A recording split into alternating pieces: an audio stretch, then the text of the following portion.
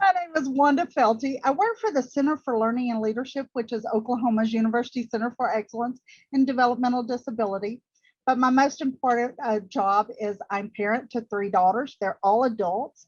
My middle daughter is 33 years old. She was born with a condition called septo-optic dysplasia. That doesn't matter. But what that condition does cause is that she does have disabilities and then a lot of complex medical conditions. And that's what brings me to this table.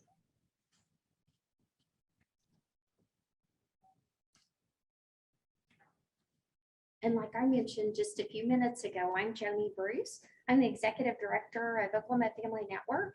But from my perspective, more importantly, I'm married to my husband, Jay, of 36 years, and we have three children. Ellen is our oldest, and she's married to Tommy, who just finished medical school and is in his first year of residency. And then her brother, John Cameron, was born at Integris Baptist Hospital, and he was born with infantile polycystic kidney disease, and he passed away about 55 days after he was born. And then Christopher is our youngest, and he was born about a year and a half after John Cameron was born. So we're kind of at a place in life where our daughter is actually expecting our first grandchild, which we're really excited about, and they live just an hour and a half from us, so that's nice. And Christopher is a firefighter, so he'll be leaving for Colorado very quickly as he's a wildfire firefighter. But John Cameron was really our first child that helped me learn how to advocate. While he was in the NICU, they did not allow children under the age of 6 in the NICU. And yet we knew probably within about 2 weeks of the time that he was born that he likely would not survive. And we wanted family photos. We wanted our daughter, Ellen, to be able to meet her brother. And we wanted pictures that we could hang on to forever. You know, we all want that as families, but the policy was that they would not allow her in. So they actually had to take it to the ethics board. And so we had to advocate there and then continue to advocate with the nurses and the physicians. And finally, about a week before he passed away, Ellen got to meet him.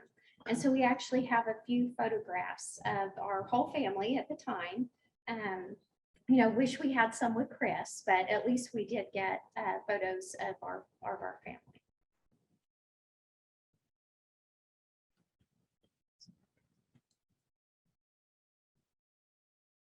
Okay, Wanda. I'm a little slow, but I'm getting there. It's okay. So the purpose of this is really to dig into growing your advocacy. And so the first part we want to start with is defining advocacy. And it really is defined as the action, the process to advocating and speaking up on behalf of or in support of a person, a thing, a something, a service. An advocate is defined as a person who is pleading, who is requesting. So every one of us has advocated for something or has been an advocate for something. So with our hybrid group, we want to try to get some interaction. And because we want y'all to all think about where you have advocated or been an advocate for. And this is because advocacy starts from inside. It's something you're passionate about. And I want you to think it is not just for education. What are some things even when you were younger that you advocated for? So either use the chat, you can in either, because I know there's two different chats, but just put in something that you personally have advocated for. And I'll give you a little hint. I have advocated to get Bluebell Dutch chocolate ice cream in my local store. I was an advocate for Bluebell ice cream. I was. So within that context, I want to, we've all advocated for big things, little things, but I want to make sure every one of us find where we have been an advocate. So drop it in the chat. We'll give everybody a few minutes to drop in something you have advocated for or you have done advocacy for. And then I will take a pause for anybody who doesn't have the ability to use chat to unmute and have an opportunity to give their place where they have advocated for or what they have advocated for.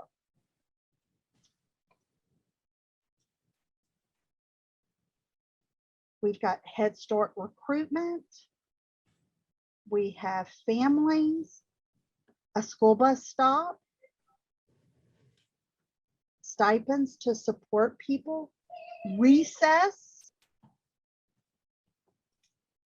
parents to be part of teaching nursing students, for my son to be included in a general education class, respite care. What else? A school nurse for the high school kids. Perfect, love it.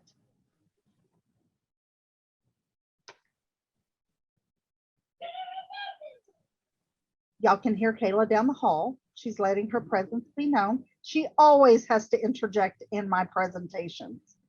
Oh, she's just introducing herself. That's it. Her name is Kayla. And she could be saying Starbucks, but we don't say that word loud in this house.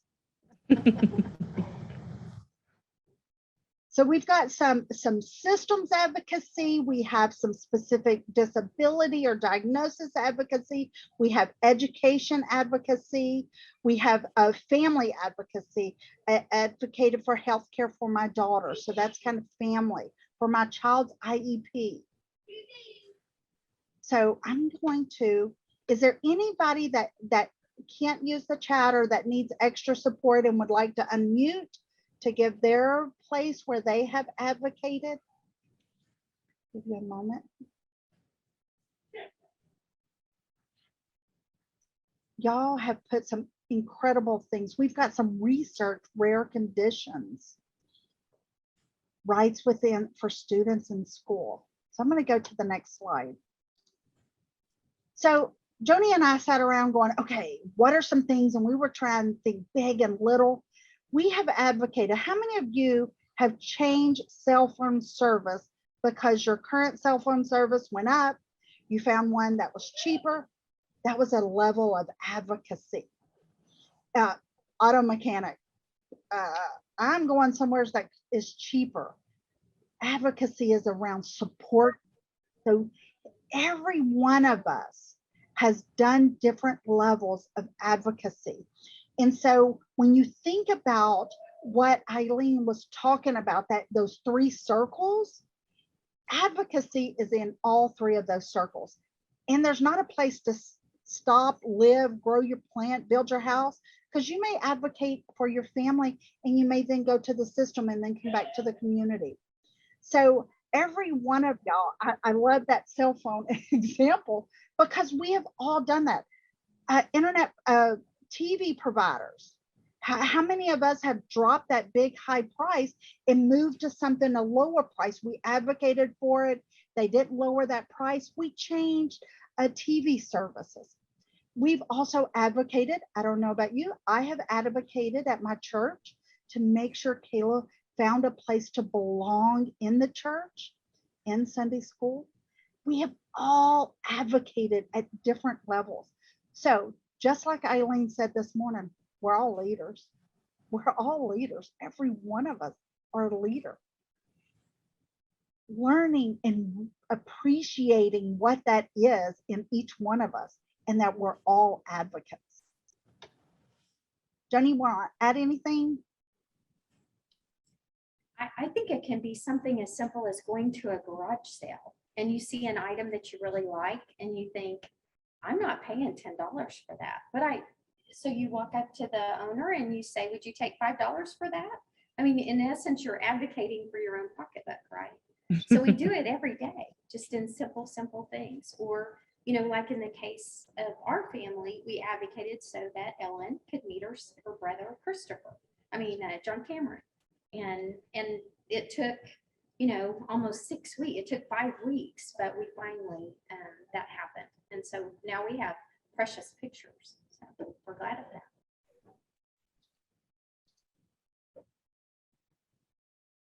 So really and truly, advocacy starts with your passion. Just like Joanie, something as simple as I want it at a yard sale, but I really can't or shouldn't pay that price. And it really does start from where does it happen. So have you ever heard you can't do it, policy won't let you? I think that should be my next tattoo. I don't have tattoos, but it should be my next tattoo. No, policy won't let me.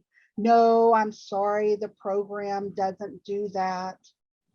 Man, I started asking a question, who the heck writes this policy that said we can't do it?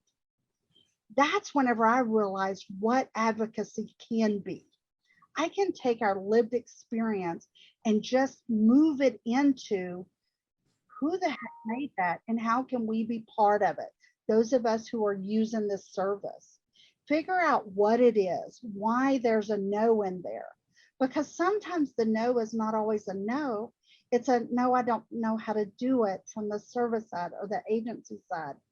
The other thing is really learning to appreciate the system side, that the professionals, our partners that work at agencies. What are they seeing? What are they hearing?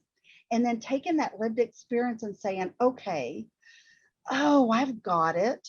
That's what your federal funders had said, and really pulling it together. This is advocacy. Advocacy on your own is you shouting.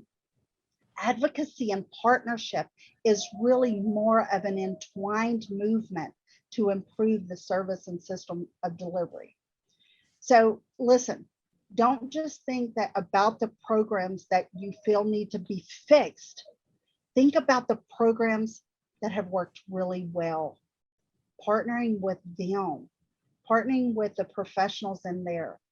And one of the keys that I really got to get you to remember, and I have to remind myself, so that's why I'm saying it, I'm really saying it in the mirror, is even when there's a program that is not working the way that I think it should work for my family, my community, my child, my state, it's not the people. The people are there because they want to serve and support and make it right. It's really about that partnership. So how do I come alongside them? And that's what I continue to learn on a daily basis. Joanie, do you want to add anything to that one? I don't think so.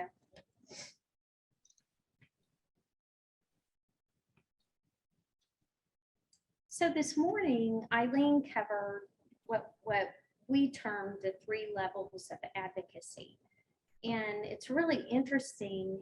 There have been times in my life where the primary role that I took as an advocate was to advocate for my child, whether it was I needed to go to an IEP meeting for one of my kids, or it might have been, you know, like when we were trying to see if Ellen could go into the NICU to meet John Cameron. So oftentimes it's personal advocacy that I'm involved in. However, over time, many of us get to a point where we say, okay, I don't totally have this, you know, things aren't perfect, but I've kind of learned some things along the way. And I'd like to turn around and reach back and pull somebody alongside me and say, come on, let's do this together, you know? And so I became what's called a support parent at Oklahoma Family Network. So that I not only was still advocating for my own family or for myself, but then in addition to that, I moved to that second ring, that middle ring, where I supported other families who have children that had similar health concerns or just similar things going on. You know, who hasn't, that is a mom or a dad, who hasn't had someone call you and say, what did you do when Johnny bit in daycare? You know, and they said they're going to kick him out if he does that anymore. You know, it just, that kind of thing happens, right? It makes people feel better if they hear your experiences and what worked for you, because it might work for them as well. And so that's kind of moving into that community, or it might be where you actually come to the Joining Forces Conference. And like we talked about this morning, one of the very first years of the conference, I think it was the second or the third year, we had an agency and a group of families and other leaders actually came together and created a document. And so the families actually provided input on that document because the agency wanted to make sure that the document said what they thought it said. Because sometimes you can write something, but the people that are reading it go, oh, that's not how I read it at all. And so that can be really helpful. So your advocacy might be reviewing a document. And then finally, as Eileen talked about earlier, then there'll be a subset of people that want to move to that outer ring, where maybe you want to go and talk to our Governor Stitt and say, mental health is very important to me. I know that your wife is a firm believer in reducing trauma for children and adults so that their mental health will be better. And maybe you have a great idea of how to do that. So you might write an email, you might make an appointment and see one of his aides. Or maybe you want to make an appointment with the First Lady and talk to her about the way you feel about that. You know, that would be an example of outer ring. Or it might be sitting on the Oklahoma Healthcare Authority board. You know, if they invited you as a family member who either receives Sooner Care or maybe your child does, and ask you to be on the board so that they can make sure that they have the voice of the families that are being served on that board. And so I know we covered this in pretty good detail this morning, but we thought it would be good to kind of bring it back and just remind you, you know, none of this is not a stair step. The reason we don't show it in a stair stepping motion is because all three levels are equally important. And there are times when I've been in a situation where I was truly on the outer ring. I also was doing some middle ring and personal advocacy, but then maybe one of my parents got very ill. And so I said, you know what, I got to cut off what I can. And so I moved from, okay, I'm not going to be on any national boards for a while. And maybe I'm not going to take on, if someone's doing just a focus group or that kind of thing, I may say, I really need to spend my time helping my parent or my child with something versus doing something, you know, on that outer or even the middle ring. And we have to understand that for families, you always need to step back and say, do I have time for this? Is it a good fit for me? Because like Eileen talked about this morning, if we take on roles that aren't really a good fit, then we're really then basically what I've done is I've taken the place of another family who really has good wisdom in that area. And they could have provided far better input than I could have. Or I might put my family in a position where I'm not able to meet the needs of my own family because I didn't step back and take care of that inner ring or that family ring when it's important. So just remember, even as you move into opportunities of leadership, think about, do I have time for this? You know, and is it the right fit? Because both of those things are really important. And we have some other slides that will address some of those things that you'll want to think about. But now I'd like to introduce Megan Smith. And Megan's one of my really favorite younger moms. And actually I have the privilege of getting to work with her now. But Megan has a really great story, and I'm just going to let her share. So thank you, Megan, for being with us today. Up here. You can do it. Okay. Hi, as she said, I am Megan Smith, and I am now the genetics and NICU support partner for Oklahoma Family Network. But it started out as me just being a mom. And almost 3 years ago now, I had a daughter who was born with cystic fibrosis. And throughout the whole pregnancy, it was normal, and she was born and she had trouble breathing. And then she went straight into the NICU. And it was a big shock because we had no indication. She was born full term, healthy weight, all that. And then at a day old, she had to have stomach surgery. And they came back with a diagnosis of cystic fibrosis. And we were just in complete shock. We had no known family history of this. We ourselves didn't even know anything about it. So our first step, and our doctor told us, whatever you do, don't Google it. Well, my husband's first thing was go on Google and find out what this is. And he went down this dark tunnel of really scary stuff. And so I think our first part of being an advocate for like our family was learning about cystic fibrosis and teaching our family about cystic fibrosis, and not just, you know, this scary stuff that you see online. And we got connected with the Cystic Fibrosis Foundation and with OFN through our daughter's stay in the NICU. And through that, I always say that the Oklahoma Family Network was a lifeline that we never knew that we needed, because we didn't know it existed. We didn't have a planned NICU stay. And so it really came in at a time when we didn't know what was going on. And the Oklahoma Family Network connected us with another family who had a child with cystic fibrosis. And so it showed us what could be for our daughter, not just the scary stuff, but the running around and playing and, you know, living like a normal child, just with adjustments for her. And how to incorporate our son into that, into taking care of her with us and involving him in that daily care that she would need.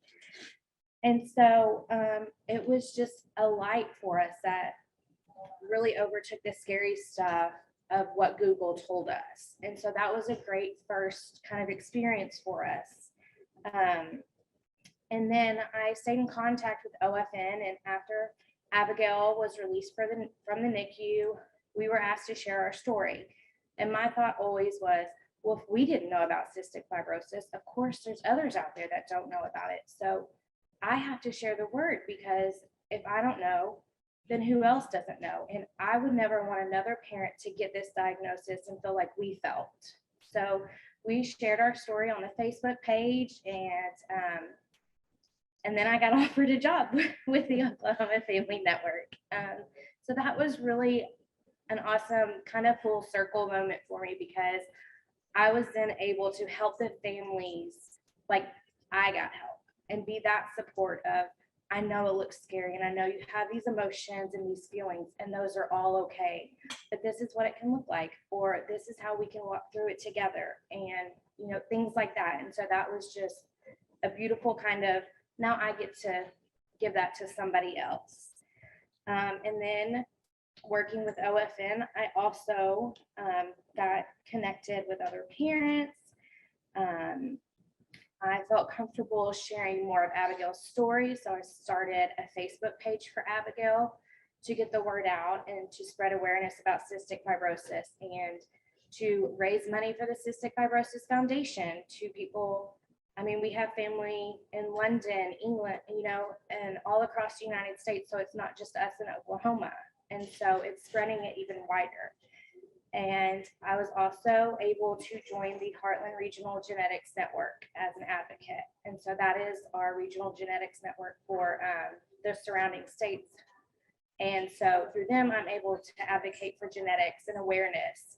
And so that takes it to that outer ring. And it's just become a really full circle kind of moment for me, as being the one who needed it and still sometimes needing it, and that's okay. And then offering it to others and taking it even a step further, and maybe bringing other parents. Now I've connected with other families who had a NICU stay with their child with cystic fibrosis like we had. And so it's just been a really great blessing for us. So. Awesome. Love those stories. We love to hire the people that we get to serve, because who better to hire, right? Super. Well, next, Terry Kinder's going to come up and share her story. And Terry's from Southwestern Oklahoma.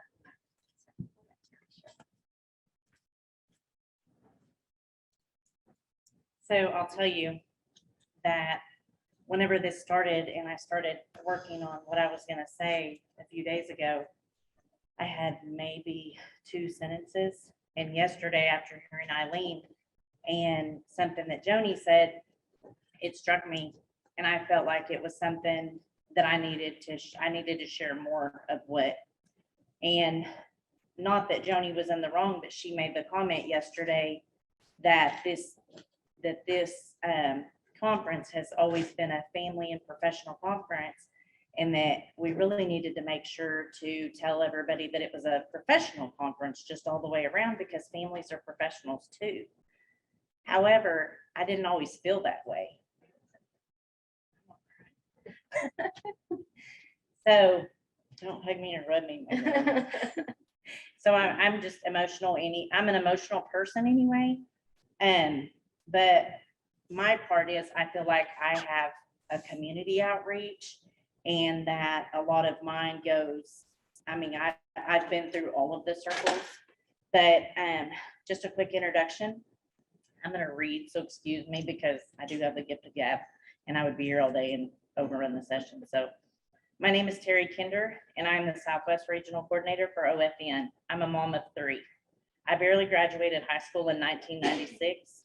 The summer before my senior year, I was diagnosed with dyslexia and ADD. I aged out of foster care at 18. So the summer before my senior year, I found out these diagnoses that, could have been helping me, but I moved around schools and stuff and nobody ever caught it. So, help me now. Hey, let's send you to college and put you in some programs that can help you there. That didn't last long. In 2005, my son was at OU Medical Center for an extended period of time because of some medical issues, severe medical issues. I was a young mom and I didn't understand the system. I had no support system, but I learned through a lot of my own mistakes and ignorance. I left there with $15,000 in debt because I did not understand that my son had sooner care. He had 3 insurances, and I left with $15,000 in debt because I did not understand primary care. I didn't understand that I had to have referrals. I didn't understand if he was sick, I was just taking him. And so in 2011, my best friend was going through the same struggles navigating the system with her 1-year-old son, who was diagnosed with pediatric cancer, and he ultimately lost that battle. In 2012, we started a small local nonprofit trying to help families in the surrounding communities in our small towns that were facing some of the same situations. But we were unsure on how to help or even reach some of these families, but we tried. In 2015, I attended my very first Joining Forces conference. Here I learned that you could partner with the different agencies and professionals as a parent. I still remember that first conference because I sat across from 2 different people with DHS, and they were like, whoever, I don't even remember who they were. And there was another person through the healthcare, no, not the healthcare authority. It was DHS and then the health department. And all 3 of the people that were sitting with me had director in their name. And I thought, I'm at the wrong place. And then, so a month after my first Joining Forces conference, I was hired by Oklahoma Family Network. In 2015, in September of 2015, I lost my best friend who completed suicide, the same one I started the nonprofit with. I was completely traumatized and devastated, but I knew I couldn't let it break me. I wanted to do something more than ever, and I wanted to do more than I've ever wanted to do before. But I had previously learned how to partner with community and some professionals and support and services, and I knew how to start sharing my voice. And that's what helped me during the grieving process more than anything. Sorry, I had this 4 times this morning. Is that your cat? Yes, thank you.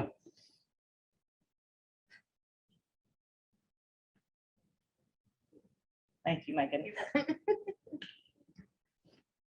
So I did lose my best friend to suicide. And then through that, I knew that I needed to go and share my voice to be able to help others that had been in that situation. And it wasn't just about the suicide, it was about the trauma of the entire situation. And I would tell anybody my story that would listen. Sometimes I'd cry, sometimes I wouldn't. Sometimes I still do, sometimes I don't. In 2018, after working with several schools in Southwest Oklahoma, to provide resources, offering trainings for their parents and families. I was connected with Lawton Public Schools and the CEO of Student Services, one of the 5 largest school districts in Oklahoma. And at that time, Lawton Public Schools had not had any outside services within the district for 7 years.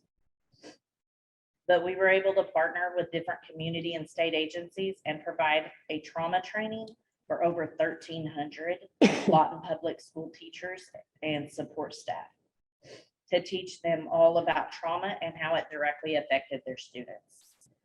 This isn't something that I ever seen for myself being able to do.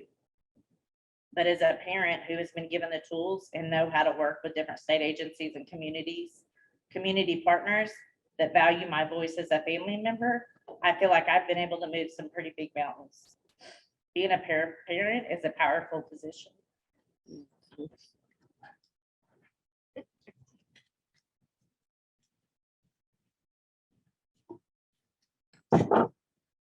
Thank you, Terry. It's a passion, that really drives us to do really good things, or it can, especially when we do it in partnership, and Terry's done an awesome job. So now, Cody Tony is from Poto, Oklahoma, and Cody is one of my very favorite advocates in Oklahoma. Cody actually worked for OFN for a little bit, and then he actually has a super duper story. So Cody, are you there where you can share your story? Yeah. So are you Yes, you we're on the slide. okay? I'm Cody Tony. As she said, I'm the director of the Pervasive Parenting Center. We are a resource center based out of Poto, as she said, which for those of you who don't know, Poto's on the far east side of the state. We are as far as you can get without going to Arkansas. So, and my story is this. First and foremost, I'm a dad. I have 2 boys, Connor and Cruz. Cruz is 13 and Connor will be 17 in about 2 weeks, which is crazy to me. But at the age of 3, he was diagnosed with autism, and I didn't know much about what autism was. I didn't really understand it. And so I started doing some research to try to figure out what I could do to help him. And I found out 2 main things here in rural Eastern Oklahoma, and it's the same all over the state. I find out later on.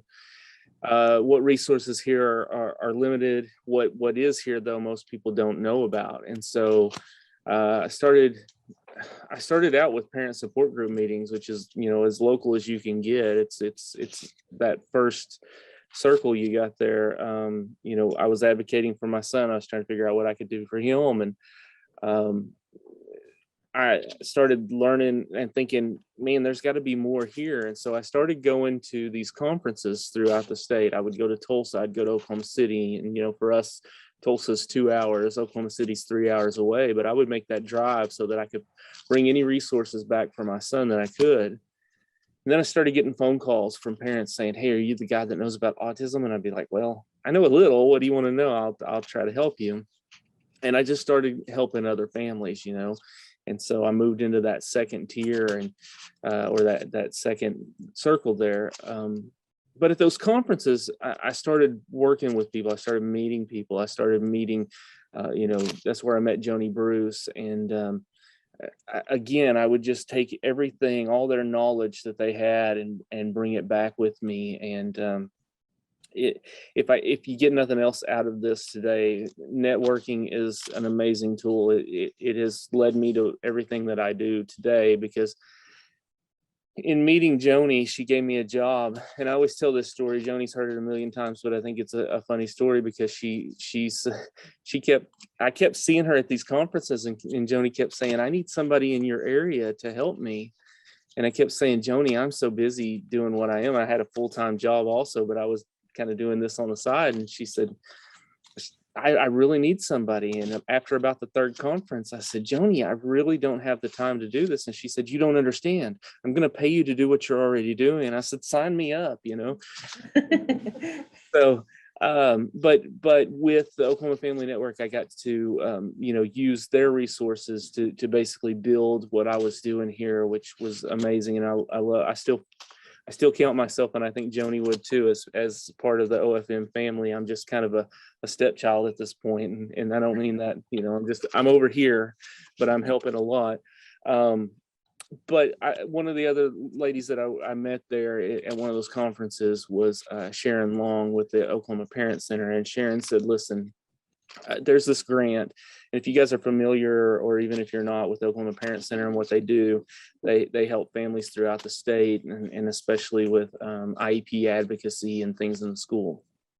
And that was kind of my passion, because I've been doing that for my son and some others too. And she said, there's a grant here. It's a sister grant to what we do. You should apply for this. It's through the U.S. Department of Ed, the Office of Special Education Programs. It's called a Community Parent Resource Center. And she said, you really need to do this. And I thought, if I can do this, I can advocate full time, and I can actually get paid as a full-time employee to do this. And but I thought, I've never written a grant, and much less one for the U.S. Department of Ed, which is, in the words of Joanie Bruce, and I'm jumping ahead of myself here a little bit. Joanie helped me write the first grant. She said, I will help you with this. If this is what you really want to do, I'll do it. And I said, I would love to. And in the words of Joanie Bruce, it was a monster. It's so thick. It's 50 something pages, and that's just the meat of it. There's also all this other stuff that goes along with it. Long story short, in 2016, we got that grant. Let me back up just a little bit, because in 2013, I went through the Partners in Policymaking program. That's where I met a lot of people that I still use to this day. Wanda Felty, I met there. And I'm going to tell this story real quick, just because it's funny, because she went around the room and asked where everybody was from. And I said, Panama, Oklahoma, but you probably don't know where that's at. And she said, I'm from Spiro, which is just the next town over. And I said, no, you're not. And she said, yeah, I am. So Wanda and I kind of hit it off. But long story short, all those relationships, all those people that we worked with, to get this in 2016, we got this grant, and I became a full-time advocate. And, we now have grown to cover at least 6 counties in our grant. And then we kind of go outside of that, but we do a lot of different things. But that also opened the door to a lot of other things, to that last circle that you're talking about there, that state. So I'm on a lot of boards. I mean, I was honored to serve on the DD Council for several years, and then I'm on a transition council, and I'm on all kinds of these state boards. But that also led to I'm now on several national boards. I'm on a Native American collaborative that helps with work with Native American families in schools, and I'm on another. I just received word a week or two ago that I am what they call an ARPI ambassador. And if you don't know what that means, don't feel bad, because I am one, and I'm not really sure yet what it is, but it has to do with early childhood systems, and it is a national group. And so I'm pretty proud of all the work, but I'm more proud of those relationships, those networks, because you can ask Joanie or Wanda. I call constantly and say, okay, I've got this family and I need help. I've got this family, and who can I talk to? And what I always tell families, I guess, is what I'm boiling this down to, is number one, network, meet people, talk to people. That's everything I've gotten is because of who I know. Okay. And then the other part of that is you can make a difference. I tell people I wasn't supposed to be here doing this today. I was a rock star, or was trying to be a rock star. I was on the road in a band literally 13 years ago, playing shows all over the place. And it wasn't what I was supposed to be doing. And I know that. I know God led me in a different direction. And when he did, everything opened up so fast. It's amazing the things that have happened because of that. But you can make a difference. Don't let anybody tell you any different, because I wouldn't have seen myself doing this. But that's pretty much my story. So. Thank you, Cody. Wanda? Yeah. Cody and Terry and Megan, thank you all. The whole purpose that we asked them to come and speak is I wanted you to be able to hear you. I'm with Terry. I am just a mom. That is not a bad title. That is a proud title. But it was really hard to imagine, how do I get here? And I went through the trainings Cody talked about. I did the connections that Megan talked about. You can too, you have. So this is just a list of possible opportunities to grow your skills at church, PTA, partners in policy making. There is the joining forces. Become part of the steering committee and the planning committee for joining forces. There's also in my other session and one of the other programs, I'm a land faculty. As a mom, I am just a mom who's now a faculty for a program, but you can too. Start where you are, start and grow your skills where you're at. So I'm going to breeze through this because the whole purpose is really to find, just like Eileen said, we are all leaders. Find where you're connected, grow those skills by training, find your connections. So I'm gonna, like I said, I'm gonna run through this really fast. So where can you grow your skills and where can you take your advocacy? There are opportunities. Eileen had talked about some of the programs in Colorado that now require the family voice, the user perspective. Some of those are advisory boards. Some of those are governing boards.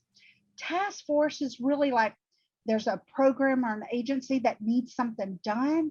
Those are all opportunities to bring your skills as a person who has lived experience to the table. And this goes from a person with a disability, a person who's a family member, and it's any family member. And then there are committees, and there are committees that come together for a purpose. But each one of these have a purpose, and each one of them has a designation. Governing board, they really kind of are like the boss. They get to make decisions. Advisory board is just that, it's an advisory, but that doesn't devalue it at all. Do not think being an advisory board is less than. It has power. Task force, you get to take your skills and be a worker bee.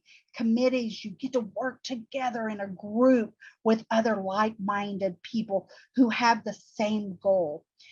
Many of these programs have come out of the joining forces, but this is where your opportunity is. But here's some things I want you to think about.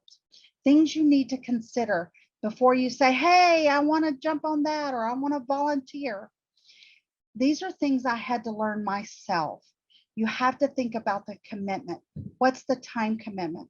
Because I'm going to tell you one of the worst things to do from that perspective of the person or the organization is to volunteer and then to say, oh, y'all do that once a week? I can't do it. I don't have that time. I work. So always ask if you're interested, say, okay, what's the time commitment? How often do you meet? Also, always think about the homework. What is going to be done outside that committee? Think about what support you may need. Is there a cost for you to participate? Are you going to need the cost to put gas in your car? Is there a cost for you to get a babysitter, childcare? All these things have to be considered.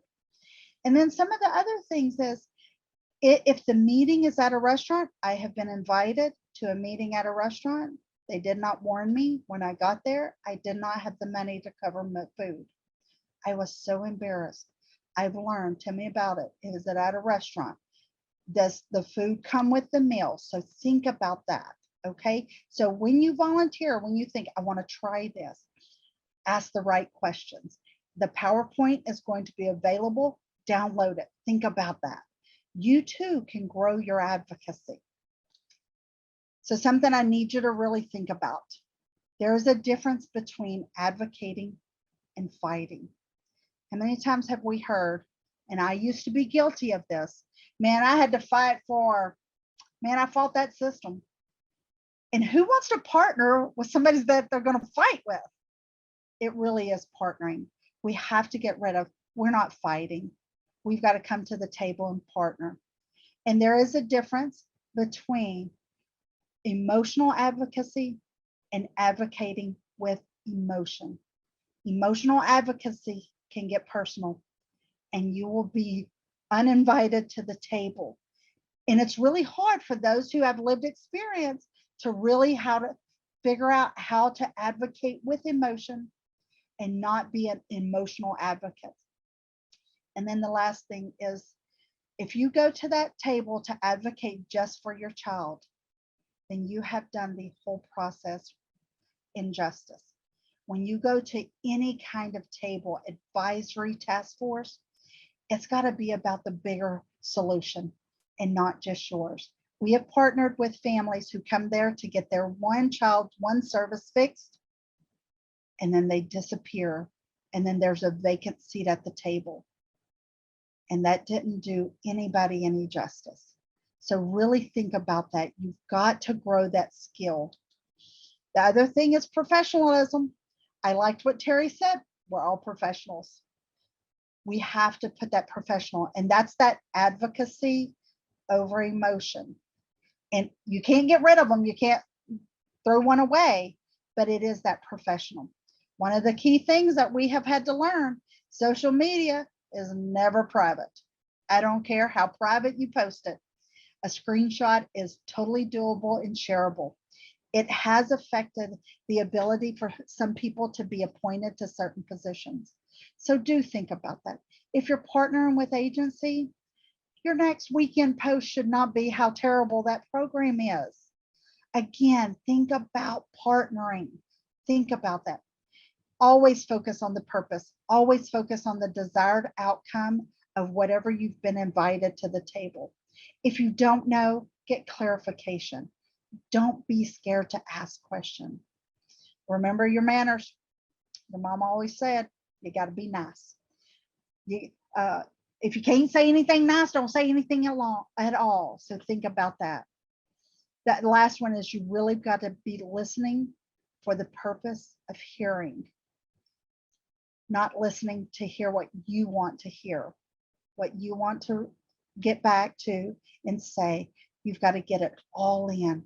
And if you can't get all the information by listening, then ask a question, an open, honest question, not a trick question, but a true, open, honest question.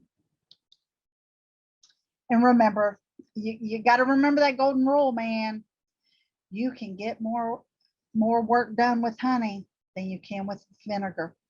And I'm telling you, the more vinegar you spit, the less tables you'll be invited to. So do think about that. And really, it can be done, but we take away that the person is there with the same passion, even though they may work for an agency as you, even though you may be there as a person with a disability or a family member. We all come to the table with the same goal, the same desire. Joanie, do you want to finish this one up? Because I love this graphic. I've lost Joan. Oh, there she is. Well, we lost our feed. I'm sorry. You know, can you hear me okay, Wanda? Yeah, I can hear you great. Somebody pulled up their tablet. So it takes your passion. It takes me having an interest in a certain thing or something that's important to me, or sometimes it's not always something that's important to me, but important to people that I care about. And so when you take that, and then funding, certainly sometimes it takes funding. Sometimes it doesn't take funding. Sometimes it's just a matter of changing a policy or a rule. Sometimes it's not even changing a policy. It's an agency didn't realize what a policy actually said. They made some assumptions, or maybe they knew what an old policy was.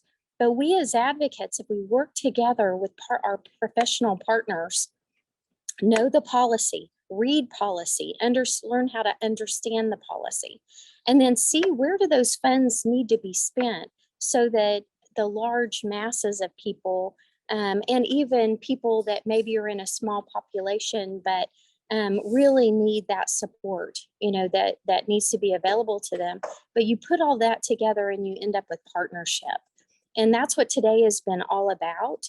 And we really appreciate you being here today. I'm sorry that we got started late, but it's 3:30.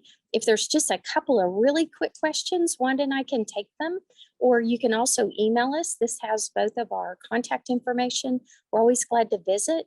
I know if you're a parent and you'd like to support other families that have children with special healthcare needs or disabilities or young adults, like Megan talked about, what a difference that made in her life. I hope you'll contact us at OFN because we would love to visit with you. Just maybe one or two quick questions if there are any.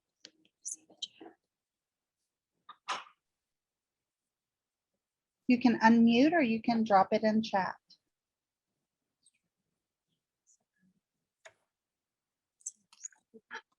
So we had posed a question of what training would you like to receive? And we're going to take those comments and really think about ways that we can offer training. But I'm going to tell you the first place that I want to encourage you to go is start advocating where you are. Look inside, find your passion, and just sit at the table with them. You don't have to be appointed to the board. Go to the meeting, go listen, learn about the system, the service, the program. And again, let's throw away the word fight. We've got to quit fighting people. We got to quit fighting schools. We got to quit fighting DHS. Let's say, man, I met with DHS because we needed to work out how to support or how to work on this certain issue. We got to throw the word fight away because it really is not good for partnerships. And it doesn't really work. I like your Winnie the Pooh analogy. Yeah. Well, I like honey, but I also like Dutch chocolate ice cream. I'm just saying. Yeah, I bet you do. So thank you so much for joining us today. And I guess we'll just sign off and then we'll get to hear. I hope you'll jump on the next session with Eileen. She's going to wrap us up. It's going to be great. See you in a minute. Over there. Bye, y'all. Thanks.